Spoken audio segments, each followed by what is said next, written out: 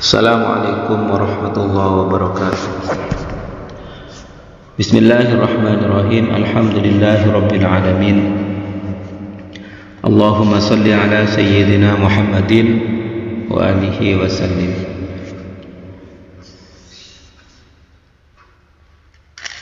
Surat Al-Fatihah. Surat Al-Fatihah ini mempunyai 3 nama. Yang pertama, surat Al-Fatihah. Kenapa dinamakan surah Al-Fatihah?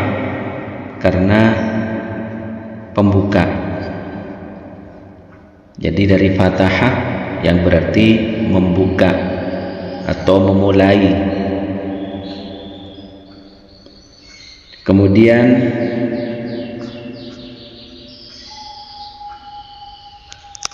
bernama Ummul Quran. Ummul Quran atau Ummul Kitab. Jadi di samping bernama Al-Fatihah juga diberi nama Ummul Quran, induk dari kitab, induk atau pokok atau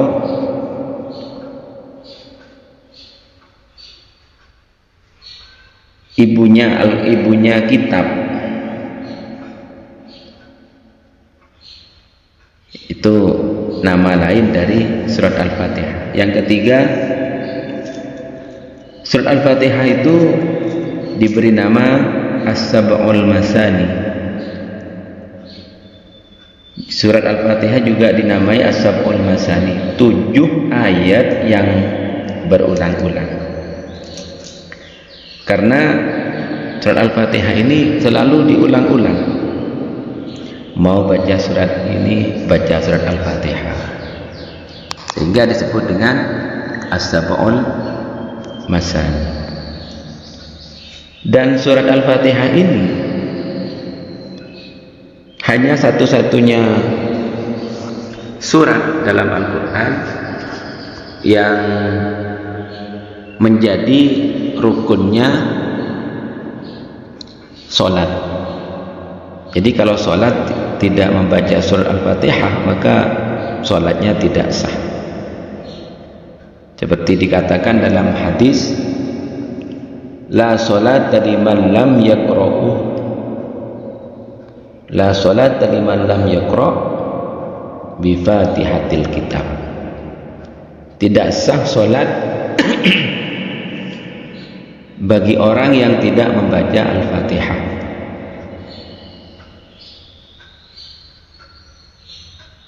Jadi kalau sholat tidak membaca surah Al-Fatihah, maka sholatnya tidak sah.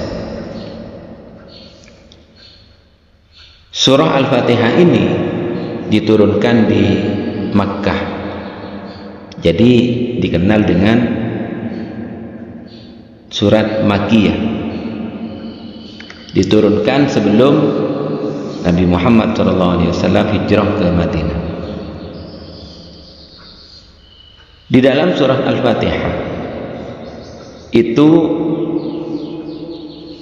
ada pokok-pokok. Jadi di dalam surah Al-Fatihah itu ada 5 pokok pembahasan sebenarnya, yang mana dikatakan oleh ulama itu bahwa isi kandungan Al-Quran itu berada di dalam surah Al-Fatihah. Dan semua surah Al-Fatihah itu berada di dalam Bismillahirrahmanirrahim. Dan Bismillahirrahmanirrahim itu berada dalam baknya Bismillah.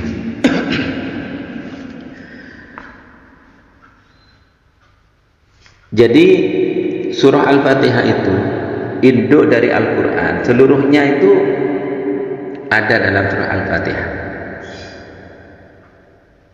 Intisarinya yaitu ada 5 bahasan pokok. Yang pertama tentang akidah, yang kedua tentang ibadah, yang ketiga tentang hukum-hukum, yang keempat tentang janji dan ancaman, yang kelima tentang kisah-kisah. Yang pertama yaitu surah Al-Fatihah, itu tentang akidah. Yang tentang akidah itu termasuk ayat Alhamdulillahi Rabbil Alamin. Alhamdulillahi, segala puji bagi Allah, Rabbil Alamina, Tuhan seluruh alam. Jadi maksud dari ayat ini, segala puji bagi Allah, Tuhan seluruh alam. Sedangkan puji itu sendiri itu ada 4. Yang pertama, puji Tuhan kepada dirinya sendiri. Yang kedua, puji Allah, puji Tuhan kepada makhluknya. Yang ketiga, puji makhluk kepada Allah. Yang keempat, puji makhluk kepada Tuhannya. Jadi puji makhluk kepada makhluk, yang keempat puji Tuhan, puji makhluk kepada Tuhannya. Semuanya itu adalah lillah, milik Allah. Pujian itu milik Allah. Apa maksudnya? Sebesar apapun pujian manusia kepada selain Allah, itu karena Allah menempatkan sifat-sifatnya, sebagian dari sifatnya terhadap makhluk tersebut. Ada seorang manusia dipuji karena alim, karena Allah memberikan sifat ilmunya kepada manusia tersebut, sehingga manusia itu alim dan dipuji oleh orang lain. Jadi yang menunjukkan akidah, pertama Alhamdulillahirabbil alamin, yang kedua iyyaka na'budu wa iyyaka nasta'in. Di iyyaka na'budu, hanya kepada Engkaulah, na'budu kami menyembah, wa iyyaka, dan hanya kepada Engkaulah, nasta'inu kami mohon pertolongan. Itu akidah Alhamdulillahirabbil alamin dan iyyaka na'budu wa iyyaka nasta'in. Yang kedua, masalah ibadah. Yang masalah ibadah di sini, jadi ibadah itu samratul iman, jadi buah dari keimanan. Jadi buah dari keimanan kepada Allah, maka buahnya itu adalah ibadah.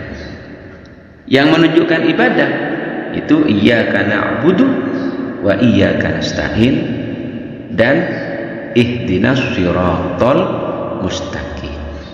Jadi hanya menyembah kepada Allah, hanya beribadah kepada Allah, dan hanya minta kepada Allah. Ihdinas siratal mustaqim, tunjukkanlah kami ke jalan yang lurus.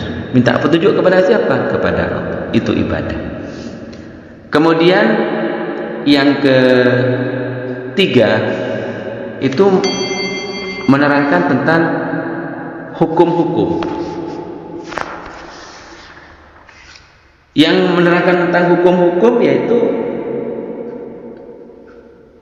ayat ihdinas siratal mustaqim, itu yang menunjukkan tentang hukum-hukum. Tunjukkanlah kami ke jalan yang lurus.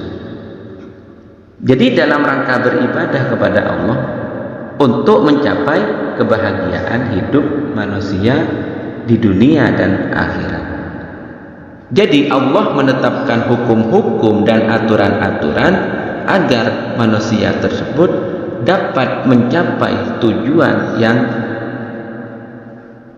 bahagia di dunia dan bahagia di akhirat, yaitu masuk surganya Allah Subhanahu wa ta'ala. Kemudian janji dan ancaman. Janji dan ancaman di situ ayat yang menunjukkan yaitu Bismillahirrahmanirrahim, Maliki Yaumiddin, pemilik dari pembalasan. Ihdinas siratal mustaqim, kemudian siratal ladzina an'amta 'alaihim ghairil maghdubi 'alaihim waladdallin. Itu ayat-ayat yang menunjukkan tentang janji-janji dan ancaman. Kemudian yang kelima yaitu kisah-kisah. Nah, kisah-kisah ini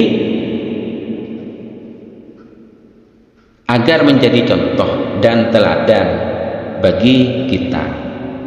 Ayat yang mengarah ke situ adalah siratal ladzina an'amta 'alaihim ghairil maghdubi 'alaihim waladdallin. Siratal ladzina yaitu jalannya orang-orang an'amta 'alaihim yang telah engkau beri nikmat kepadanya. Ghairil maghdubi, bukan jalannya mereka yang dimurkai, waladdallin, dan bukan pula jalannya mereka yang sesat. Siapa orang yang telah diberi nikmat? Ya minal anbiya wal mursalin. Jadi nabi-nabi terdahulu, orang-orang soleh, nah itu yang telah diberi nikmat oleh Allah Subhanahu wa ta'ala. Ini tafsir dari surat Al-Fatihah, tentang surah Al-Fatihah. Masih belum ke tafsirnya surah Al-Fatihah, itu tentang surah Al-Fatihah. Semoga menjadi keterangan yang barokah. Amin Allahumma amin. Assalamualaikum warahmatullahi wabarakatuh.